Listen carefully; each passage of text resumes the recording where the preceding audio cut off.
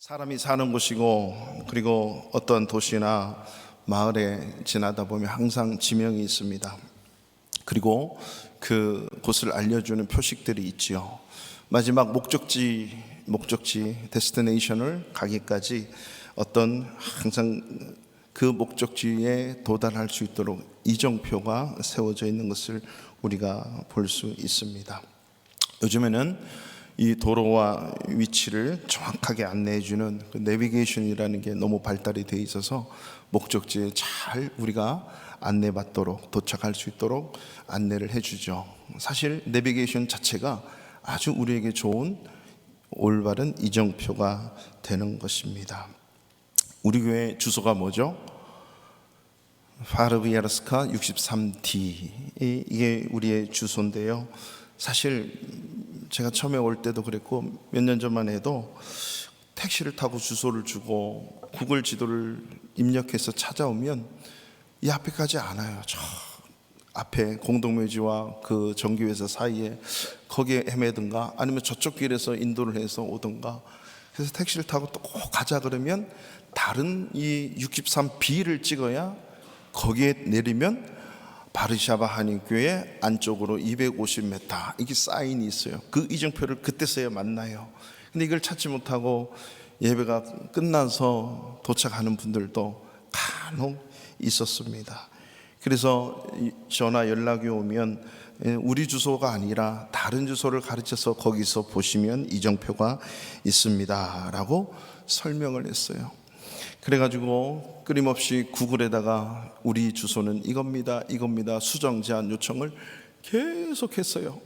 몇 날 며칠을 몇 개월을 했는데 우리 청년들하고 저하고 같이 계속 구글에 제안을 했지요. 근데 파르비아르스카 63D 도로가 저 들어오는 철문 게이트에서 이까지 우리 교회 마당까지 이 도로 이름이 파르비아르스카 63D 도로가 돼버린 거예요. 그래서 우리 교회에 찾아오는 이 이정표가 확실하게 이제는 정확하게 교회 앞마당까지 이제 이정표가 되어 있어서 목적지 찾아오는데 얼마나 수월한지 모르겠어요. 이것이 얼마나 감사한 일인지. 제가 구청에 갔어요. 구청에 가서 파르비아르스카 63D를 찾으니까 길이 쭉 이까지 나와 있는 거예요. 이 자체가 파르비아르스카 63D가 되네. 이렇게 새로운 이정표를 만들어 놨더니 우리 교회 목적지를 찾아오는데 얼마나 이게 쉬운지 너무나도 감사한 일이었습니다. 여러분, 우리의 인생도 그렇습니다. 우리가 이 땅 위에서 하나님을 알고 예수 그리스도를 믿어서 이제는 하나님의 자녀가 되고 천국의 사람으로 이 땅을 살아가는데 정확한 목적지는 예수 그리스도, 그분이 계시는 천국 하늘나라입니다. 그리고 그분이 계시는 곳이라면 그 예수 자체가 우리의 진정한 목표, 목적지인데 이 표대 목적지를 향함에 있어서도 구원받은 자들이 삶의 이정표가 잘못되어 있으면 예수를 믿어도 늘 고달픈 인생을 살아요. 예수를 믿어도 기쁨이 없고 감사가 없고 은혜가 없어요. 하나님이 계시기는 계시는데 그 하나님과의 진정한 관계와 교제와 주님이 주시는 은혜와 축복을 받아 누리지 못하고 살게 돼요. 예수를 믿어도 교회를 다녀도 늘 고달프고 힘들죠. 왜 예수 믿는지, 무엇 때문에 신앙생활을 해야 되는지 모르는 올바른 이정표가 없기 때문이에요. 그것은 목적은 알고 목표는 알지만은 이정표가 잘못 세워졌기 때문입니다. 2022년 한 해 우리 이정표를 세우되 올바른 이정표를 세워서 하나님이 주신 놀라운 은혜와 축복들을 맛보는 천국을 살아가는 저와 여러분, 우리 바르샤바 한인교회 성도 되시기를 주님의 이름으로 축원합니다. 오늘 본문에서 예레미야 선지자는 처녀 이스라엘아 이정표를 세우라 라고 선언을 하고 있습니다. 하나님께서는 사랑하는 이스라엘 백성, 하나님의 백성, 하나님의 자녀된 이스라엘 백성들이 길을 잃고 이정표가 없어서 하나님 앞에 온전히 서 있지 못하고 늘 이리저리 헤매는 그런 모습을 하나님은 보았죠. 선택받고 그리고 받은 그러한 특권들이 무수함에도 이스라엘 백성들이 하나님의 뜻대로 마땅한 길이 있음에도 불구하고 잘못된 길을 감으로 인해서 그들의 후손은 얼마 안 있으면 바벨론으로 전부가 포로로 붙들려가고 나라는 정말 피폐해지고 멸망받을 수밖에 없는 그 심판의 선언을 예레미야는 이 남유다 백성들에게 하게 돼 있습니다. 선지자 예레미야는요, 지금이라도 바른 길을 갈 수 있도록 처녀 이스라엘아 올바른 나 위에 너희의 이정표를 세우라 라고 하나님의 말씀을 증거하고 있습니다. 이스라엘 민족은 하나님께 무조건적인 은혜를 입은 백성이에요. 하나님의 백성으로 선택받았다, 선민이라고 하죠. 이 선민의 특권이 있을 뿐만 아니라 사명이 있거든요. 이스라엘의 이 특권은 이루 말할 수 없는 하나님의 것이 다 자기들 것이에요. 하나님의 모든 축복이 자기들의 축복이고 하나님이 행하신 일을 행하는 것이고, 그러므로 그들의 사명은 온 세상 모든 민족에게 예수 그리스도를 알리고 하나님을 알리고, 하나님은 온 세상의 하나님이십니다, 예수 그리스도는 온 세상의 예수 그리스도십니다를 알리는 그 일이 그들의 사명이었습니다. 그렇지만 그 사명대로 살지 못하고 늘 헤매고 결국은 북이스라엘은 이미 예레미야가 있던 이때로부터 200년 전에 망해버리고 앞으로 몇십 년 후면 이제는 남유다까지도 처절하게 망해서 바벨론 포로로 붙들려간다라는 이 심판을 선언하지 않을 수가 없었던 거죠. 왜 그렇습니까? 그들의 올바른 이정표가 무너졌기 때문입니다. 그럼에도 불구하고 하나님은 자기가 선택하신 이 백성 너무나도 사랑하셨어요. 수많은 선지자를 통해서 너희가 비록 멸망하고 포로로 붙들려 간다 할지라도 반드시 때가 되면 돌아올 것이다. 그러니 지금 당장 돌아오라. 회개를 촉구하면서 죄에 대한 심판의 메시지를 증거하는 예레미야는 이 예레미야서 전체의 한 부분의 희망의 메시지를 보고 있는데, 그것이 바로 오늘 우리가 읽었던 본문을 포함해서 30장부터 33장까지는 희망의 메시지, 회복의 메시지를 선언하고 있는 말씀의 한 부분입니다. 그래서 오늘 21절 말씀에 의하면 너희가 하게 하면 내가 반드시 너희를 이곳으로 돌아오게 해서 너와 나 사이에 다시 한번 새로운 언약을 세워서 다시는 멸망하지 않는 영원한 나의 나라, 내가 너의 하나님이 되고 너희들은 나의 백성이 되는 그 영원한 나라를 내가 너희를 통해서 이루겠다, 세우겠다라고 하는 영원한 새 언약의 말씀을 해주시는 메시지가 바로 오늘 31장의 메시지다라고 하는 것입니다. 이 메시지는 지금 죄악 속에서 허덕이고 하나님을 떠나버린 그 이스라엘 백성들에게 돌아오라 회개하라고 촉구하는 이 예레미야 선지자, 그리고 지금 상황과는 상관없이 반드시 수십 년 후에 너희들이 반드시 회복될 것이다 라고 하는 약속의 메시지로 지금 예레미야는 백성들에게 증거하고 있다는 거죠. 그 약속은 하나님을 떠나버린 이스라엘 백성들과 그 이스라엘 백성들의 주권 주인이신 하나님과의 관계의 회복으로부터 시작되고 선언되는 말씀이라고 하는 겁니다. 자, 우리 오늘 31장 1절을 읽지 않았는데 한번 띄워주시겠습니까? 31장 1절 한 절 말씀 다 같이 함께 읽겠습니다. 여호와의 말씀이니라. 그때에 내가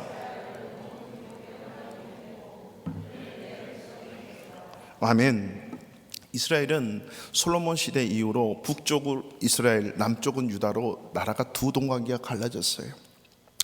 이미 북이스라엘은 하나님 앞에 망해버리고 그리고 흩어져 버리고 오직 남유다만 남아있는 이 순간에 하나님은 지금 예레미야를 통해서 내가 이스라엘의 모든 종족, 이미 망해버린 북이스라엘도 그리고 앞으로 망해가는 이 남유다도 그 모든 종족에 내가 그 이스라엘의 모든 종족의 하나님이 되겠다, 그리고 너희들은 나의 백성이 되겠다라고 하는 이 말씀은 그냥 흘려보내고 그냥 선언하는 말씀이 아니라 반드시 이루어질 것이라고 하는 약속으로 이스라엘 백성들에게 다시 한번 선언하는 거죠.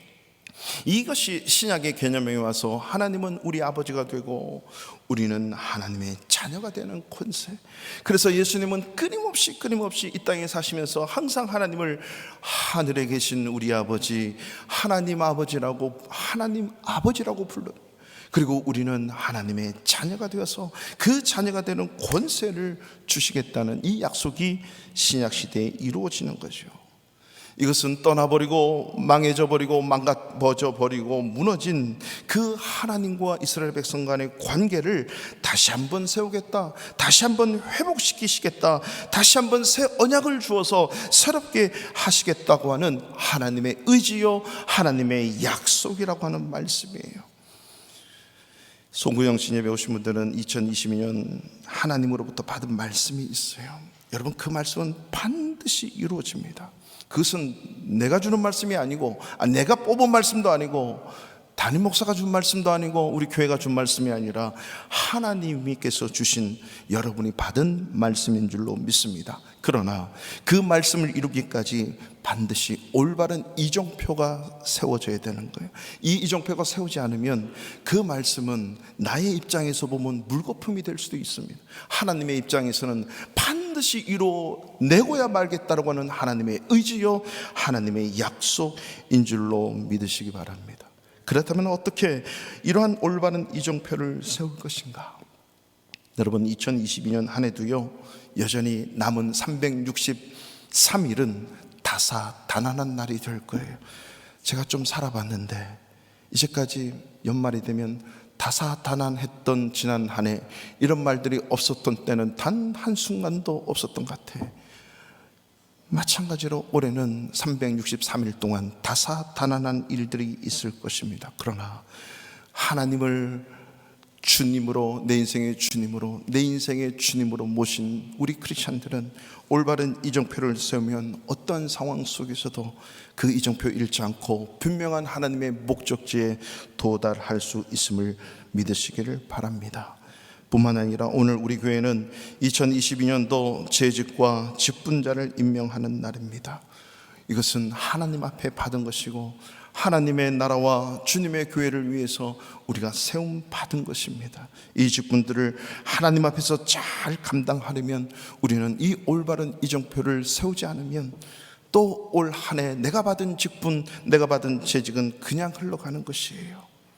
여러분, 재직과 직분은 같은 의미로 쓰여지는데요, 제가 말씀을 드렸었는데 재직은 말 그대로 우리의, 쉽게 얘기하면 이런 거예요. 여러분, 회사 가면 부장님이 계시고 과장님이 계세요. 이 과장님, 부장님, 수도 없는 과장, 수도 없는 부장님이 있지만 맡은 임무, 타스크는 달라요. 어떤 분은 재정으로, 어떤 분은 시설, 관리, 판매, 홍보, 모든 과장들이 하는 역할이 있어요. 과장은 재직이라고 한다면 그 역할들은 직분이라고 할 수 있는 거죠. 팀장으로 여러 가지 각자가 맡은 타스크가 직임이 있는 것처럼 마찬가지입니다. 교회 안에도 재직이 있고 그 재직들이 맡은 직분들이 있는 것입니다. 이 직분과 재직들은 하나님 앞에서 핏값으로 세우신 교회를 위해서 세워주신 거예요.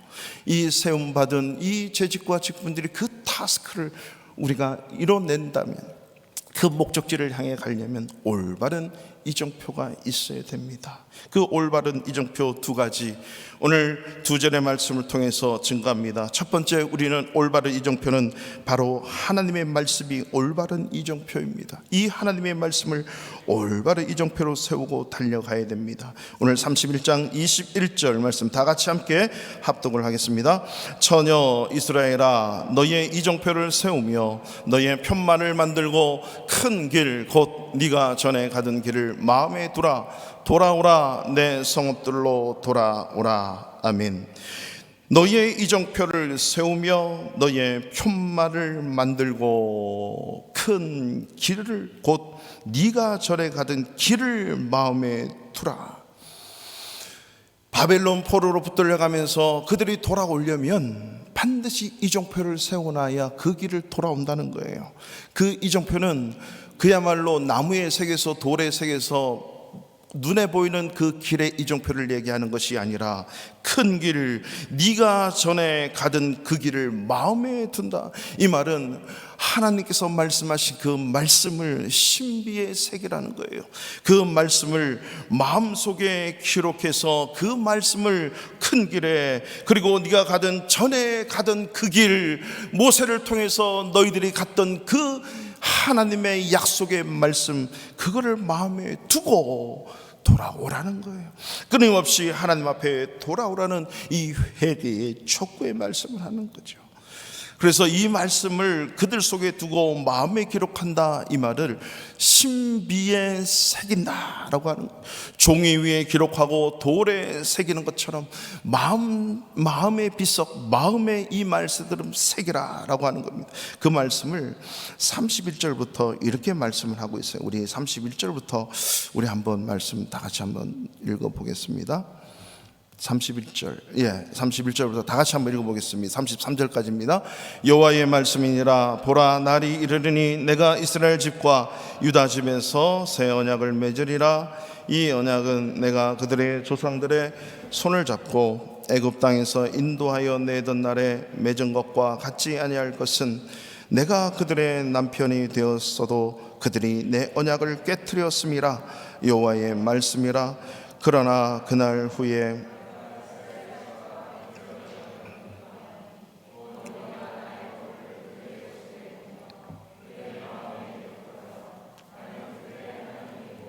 그들은 내 백성이 될 것이라.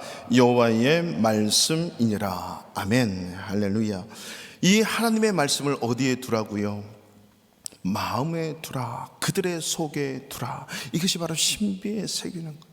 출애굽해서 이후까지 하나님은 끊임없는 말씀을 했지만 그 말씀을 무시하고 그 말씀을 떠나버린 이스라엘 백성들, 그래서 나는 그들의 남편이 되도록 했지만 그들이 나의 언약을 깨트려서 소위 이혼했다는 거예요. 남편이신 하나님과 이 부인되는, 아내되는 이 이스라엘, 이들이 관계가 깨져버린 거예요.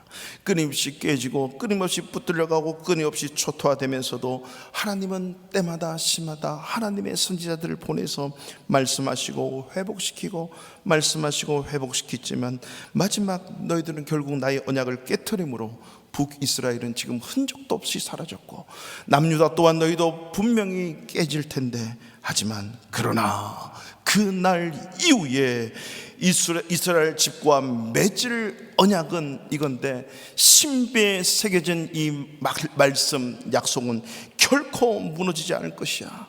그러면서 1절에 말씀하셨던 것처럼 내가 너희들의 하나님이 되고 너희들은 나의 백성이 될 것인데, 이것은 여호와의 말씀이다. 하나님이 한번 말씀하시면 반드시 이루는 줄로 믿으시기 바랍니다. 왜냐하면 하나님의 말씀은 생명이 있기 때문에 그 생명은 반드시 자라나게 돼 있어요. 왜냐하면 생명이 있기 때문이에요. 저와 여러분들이 말씀을 계속 읽고 말씀 앞에 서야 되고 말씀을 또 읽고 또 읽고 신비에 새게 되는 이유는 하나님의 생명이 내 안에 들어오기 위함이에요. 여러분, 오중에 가고 마트에 가면 콩이 있어요. 그 콩이 우리는 맛있게 먹지만 그 콩을 한번 심어 보세요. 그 콩을 물에다 한번 넣어 놓으세요. 싹이 터요. 맞지요? 싹이 터요. 왜 그런 줄 아세요? 그 콩은 죽은 콩이 아니에요. 그 안에는 생명이 있습니다. 그래서 싹이 난 생명이 있기 때문에 하나님의 말씀은 그런 거예요. 내가 듣기 싫어도 먹기 싫어도 먹어야 돼요. 하나님의 말씀을 계속적으로 내 신비에 새겨놔야 돼요. 그래야 그것이 언젠가는 생명으로 싹이 트기 때문에 이 말씀들을 내가 먹지 않으면 내 안에 예수 그리스도의 생명으로 살아낼 수 있는 힘이 없는 거예요. 구원받은 백성은 하나님의 말씀, 이 생명으로 살아내야만 우리가 진짜 새 생명, 새로운 생명으로 살 수 있는 것이에요. 그렇지만 이스라엘 백성들은 이 말씀을 버리고 떠나버렸대요. 이 말씀들을 받아들이지 않으면 어떤 일이 일어나냐. 36절을 한번 보세요. 36절. 이 법도가 내 앞에서 패할진대. 그 말씀을 떠나버린 거예요. 이 말씀을 끌어버리는 거예요. 이스라엘 자손도 내 앞에서 끊어져 영원히 나라가 되지 못하리라. 여호와의 말씀이니라. 여호와의 말씀. 여러분, 계속 이 오늘 30절부터 이게 31절에 보면 군데군데 말씀하시고 여호와의 말씀이니라, 여호와의 말씀이니라, 여호와의 말씀이니라. 이 여호와의 말씀은 뭐냐면 하나님의 약속이니라. 하나님의 약속. 인간의 약속은요, 감정에 따라서 수시로 바뀔 수 있어요. 상황에 따라서 늘 바뀌어요. 근데 하나님의 약속은 결코 바뀌지도 않고 반드시 이루어집니다. 이것을 그냥 어포인트먼트라고 얘기하지 않고 커버넌트라고 하는 단어를 써요. 그래서 여러분, 구약 성경, 신약 성경 영어로 앞에 뭐라고 써 있어요? New Testament, Old Testament. 이 테스타먼트는 커버넌트예요. 완벽하신 100%의 완전하신 하나님이 부족하고 연약한 인간에게 무조건 붙들지 않으면, 무조건 주지 않으면 안 되는 복, 말씀, 약속, 이거예요. 너는 못 이루어도 내가 이루겠다라고 주신 말씀이 커버넌트. 이것이 테스타먼트예요. 그것을 하나님의 말씀이니라, 하나님의 말씀이니라, 여호와의 말씀이니라. 이 말은 너희들은 끊어버리고 너희들은 떠날지라도 나는 반드시 이 말씀을 이루겠다라고 하는 약속이에요. 그래서 우리가 말씀을 받는 것은 나의 약속이 아니고 하나님의 약속이에요. 내가 하나님을 버리고 내가 하나님을 약속을 안 지킨 거지, 하나님은 약속을 안 지킨 적이 한시라도 한 개라도 없다는 사실을 여러분 꼭 믿으시기를 바랍니다. 왜 하나님께서 약속을 주시나? 그 약속을 주시는 이유가 뭡니까? 약속을 주시는 이유, 사랑하는 우리의 백성을, 우리들의 기쁨을 2배, 3배 더 하기 위해서 약속을 주시는 거예요. 아직 이루어지지 않았어. 근데 이 약속을 주시는 거예요. 마치 이런 거예요. 옛날에는 결혼하기 전에 뭘 했냐면 약혼을 많이 했대요. 약혼. 혹시 약혼 하시고 결혼하신 분 있으시죠?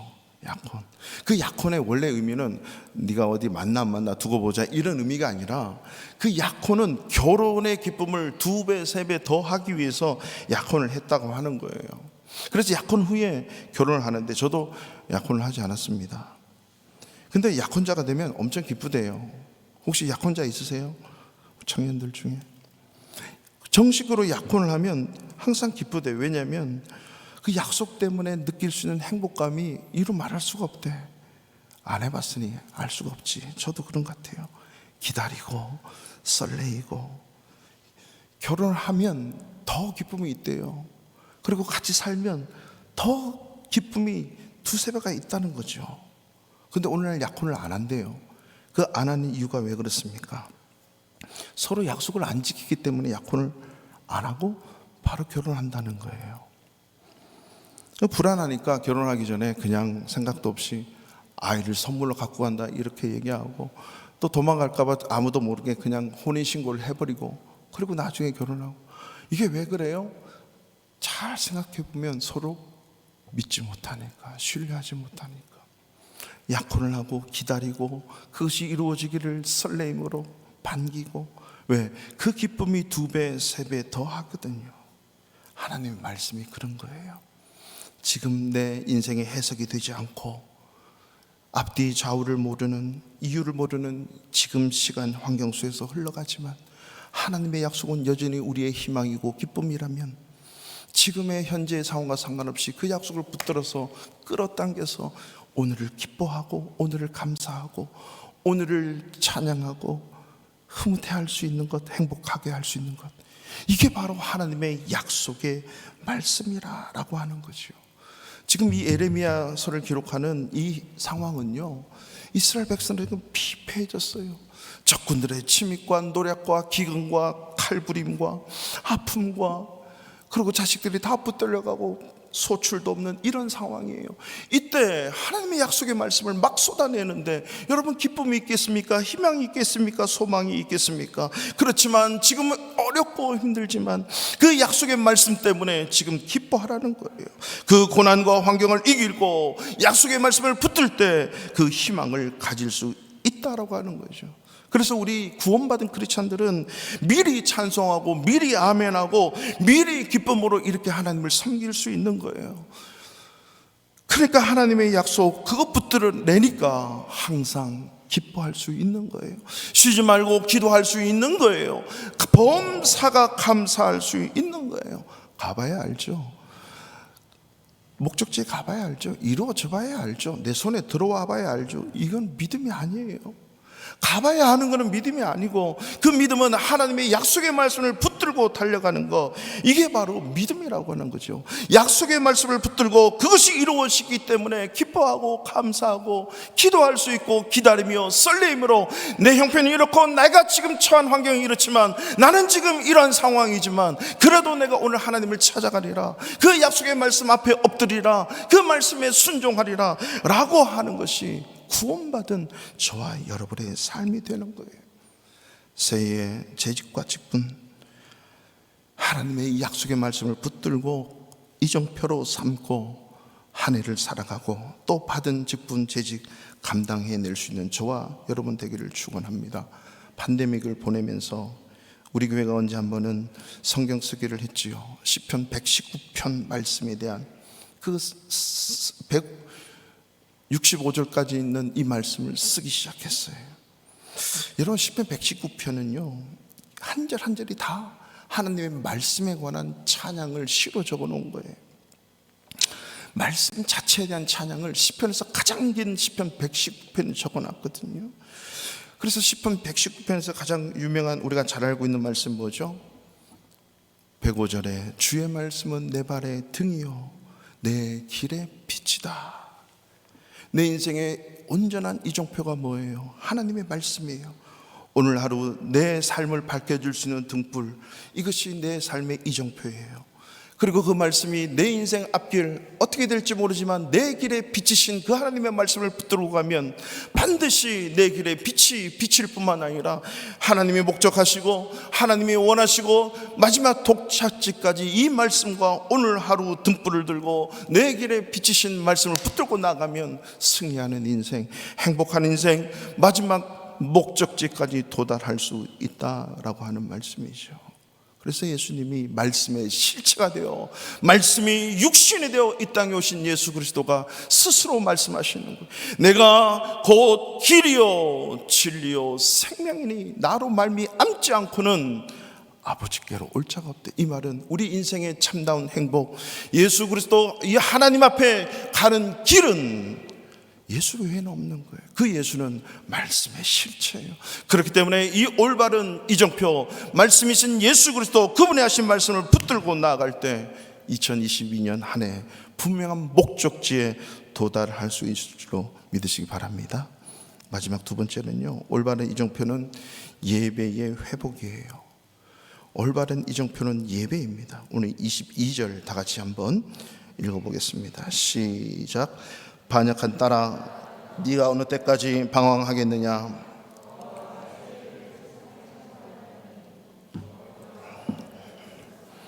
아멘. 하나님과의 관계 회복은 항상 그 회복의 절정은요 예배의 삶에 있어요.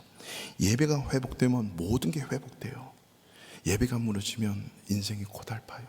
구원받은 자의 증거예요. 확실한 증표예요. 구원받은 자는 예배 삶을 가장 소중히 여겨야 됩니다.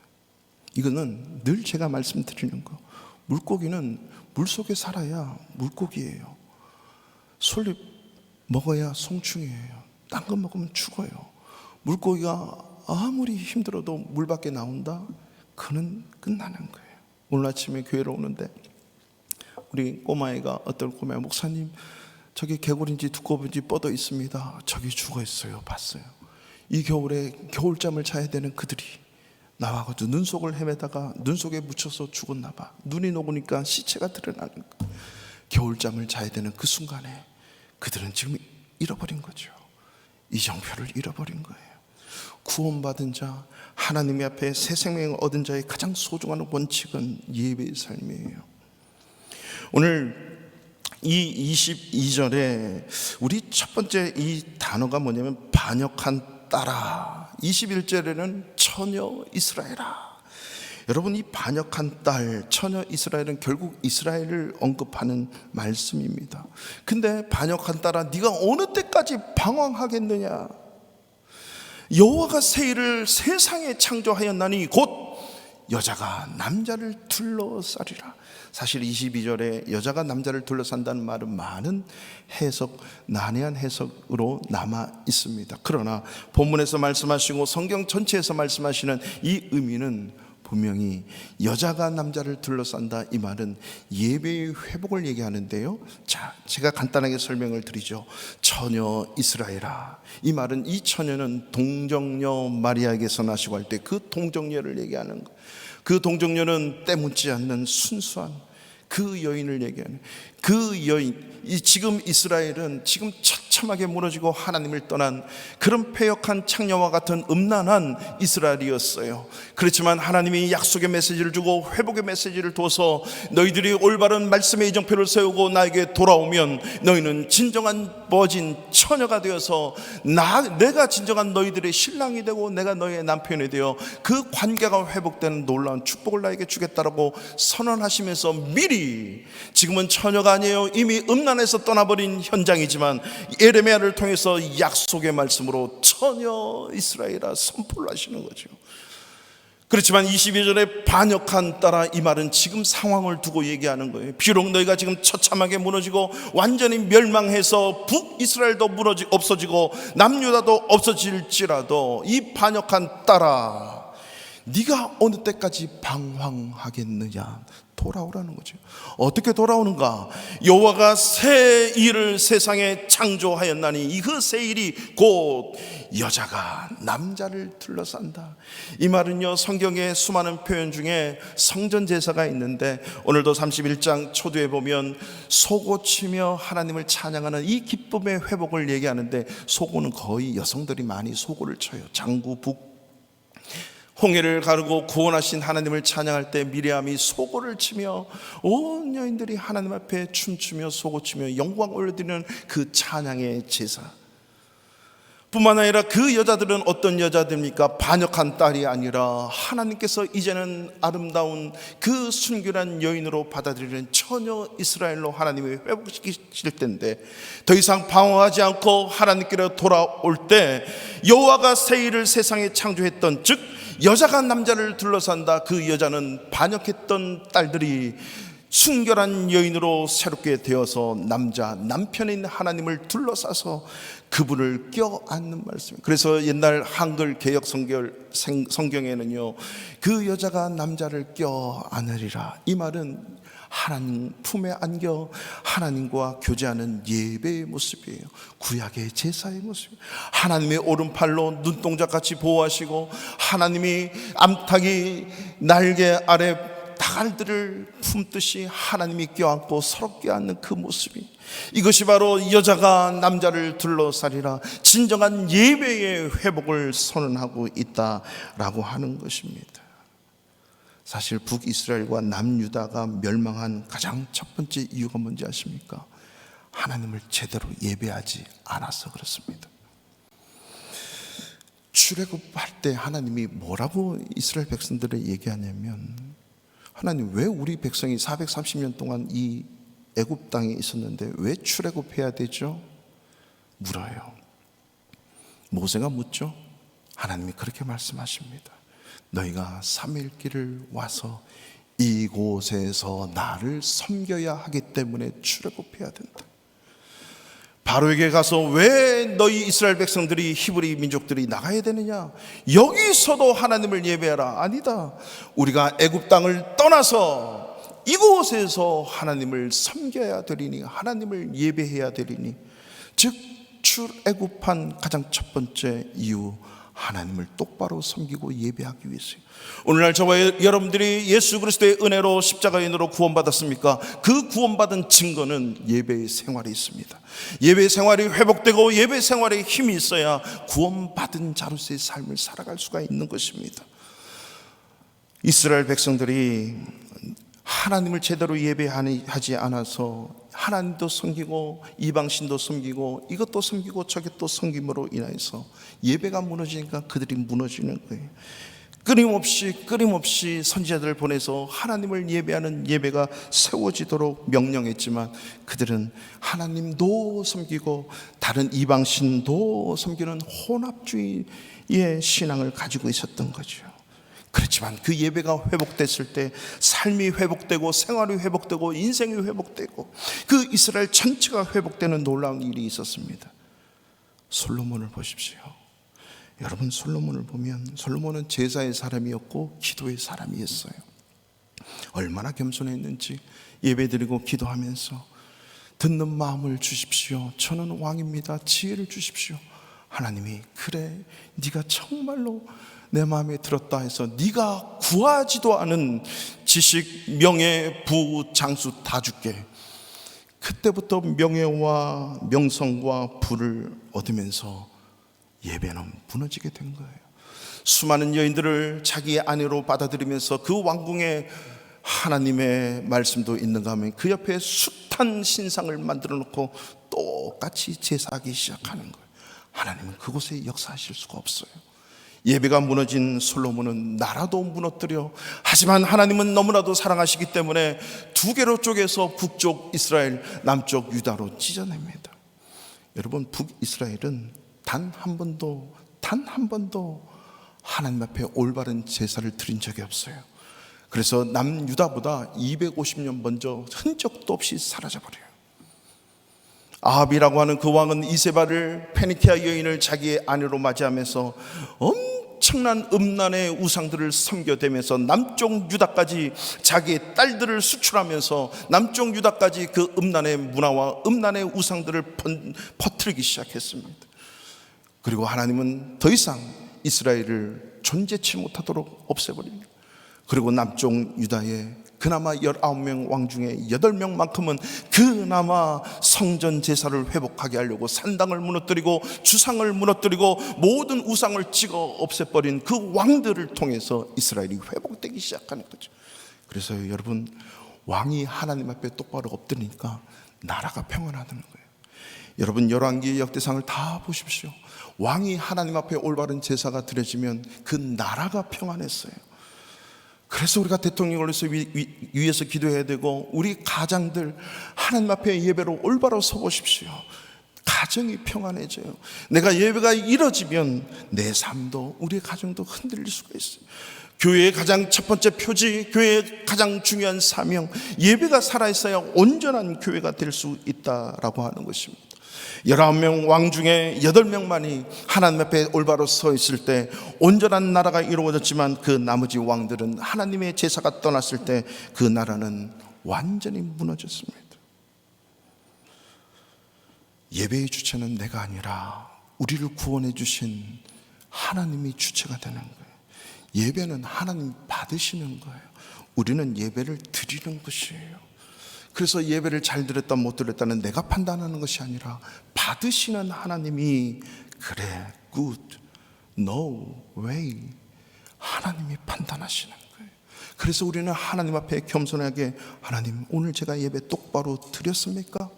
하나님 오늘 제가 예배 똑바로 드리고 있습니까? 질문하며 나가는 거죠. 그래서 교회의 모든 예배는요, 성실하게 참석해서 드려야 돼요. 모든 교회 모임에는 항상 하나님이 교회에게 주신 권세가 있어서 은혜가 있어요. 그 은혜를 받으면 하나님의 사람으로 이 세상을 살아가고, 교회의 사람으로 이 세상을 살아가서 우리가 이 세상의 진정한 올바른 이정표가 되어서, 우리가 빛이 되고 소금이 되어서 희망이 없고 절망뿐이고 이 암울한 코로나19 시대에 내가 이 세상의 이정표가 되어서 우리 교회가 진정한 빛이 되어서 올바른 인생의 길, 목적의 길로 우리가 이끌 수 있는 이정표가 된다라고 하는 것입니다. 그렇기 때문에 이정표를 세워도 올바로 세워야 됩니다. 제가 인터넷에 갑자기 하나 뜨는 2단 유튜브가 하나 떴어요. 그게 봤더니 이런 표지가 있어요. 뭐냐면 하나님의 교회는 인류를 천국으로 인도하는 올바른 이정표입니다. 와, 이런 교회 당연하지 하고 들어갔는데 여러분 잘 아시죠? 안상홍 하나님 어머님이래. 어머니 하나님. 그 안상홍을 잘 믿어야 그 안상홍의 교주 하나님의 교회만이 인류를 천국으로 인도하는 올바른 이정표라고 하는, 제가 놀랐어요. 하나님의 교회 세계 복음 선교 협의회라 그러면서 여러분 주변에 도시마다 정말 깔끔하고 아주 산뜻한 건물들로 지어진 교회들이 있습니다. 진짜 교회인 줄 알고 갔는데요, 그는 사이비 교주예요. 안상홍. 영국 왕실로부터 착한 일 선한 일에서 인정받았다고 그것으로 성도들 교인들을 막 끌어모으는 거죠. 여러분, 말씀이 없고 예배가 없으면 이런 데 끌려가 버려요. 잘못된 이정표를 붙들게 된다라고 하는 거죠.